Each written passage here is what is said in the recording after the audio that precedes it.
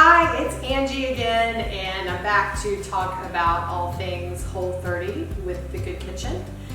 And I just wanted to start off by saying that this journey so far has been pretty amazing and eye-opening about some certain things just around like my own patterns and habits. So I'd like to get into that a little bit more.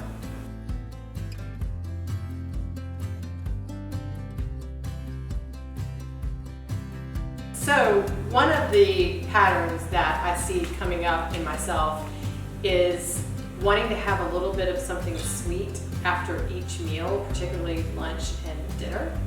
And so it's just been a mindset shift of not doing it. Or if I do really think that I want to have a little something to kind of close out the meal, is maybe have a few blackberries. Or like this today for lunch, I had a few little chunks of pineapple and a few blackberries, and that was just sweet enough and satisfying enough to close the meal and complete the meal so that I can move on with the rest of my day. One of the habits that I am really trying to create is to be more prepared, and this is not rocket science. People talk about these things all the time, but how many times do we all just think about it and say we're going to do it and it never actually kind of happens that way? So yesterday we went to the grocery store, and my daughter is helping with this as well. So we bought a bunch of vegetables and cut up cucumber and had the little mini carrots and red pepper, broccoli, radishes, just bought a lot of different things and cut them up yesterday afternoon, had them ready in the refrigerator. So today during lunch we had this cut up veggies with guacamole as part of our lunch, instead of having store-bought tortilla chips, to eliminate that out of the Whole30 program. And it felt great. It was delicious, just as good. You can put a little salt on it if you really want the salty taste like you get from a chip with the guacamole, and it was fantastic. So another habit that I like to create is having a lot of good recipes and cookbooks around. So I have the Whole30 cookbook, and last night we made the Thai turkey noodle bowl for dinner, and it is delicious. It's one of my favorite things.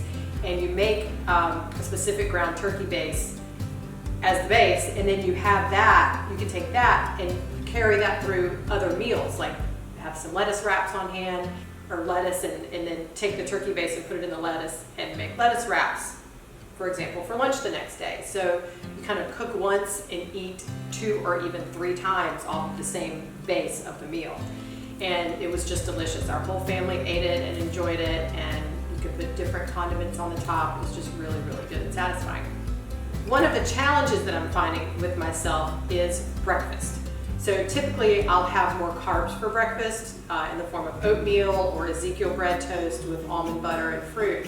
So it's really been more challenging to find a breakfast that isn't based just on eggs to fulfill this Whole30 path. So that's my challenge to myself ongoing for the rest of the program, to figure out how to do that in a way that's very satisfying so I don't end up eating the same thing every day.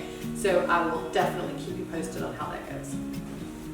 And the last thing I want to talk about is like social habits and being with other people and doing a program like this. It can seem extreme to some people, but for me, when I'm out with friends or out in public or at a restaurant or just hanging out in different ways, maybe that don't include the same ways that I used to be with my friends, I just own it. Like, this is what I'm doing. This is what I'm doing for my health and my life. And just explain it to people and what you're up to, and really owning it with confidence. And invite questions. You know, if people have questions about what you're doing and why you're doing it, that's the best way to get support when we're doing a program like this. I hope you're enjoying all these tips, and I can't wait to see you again soon.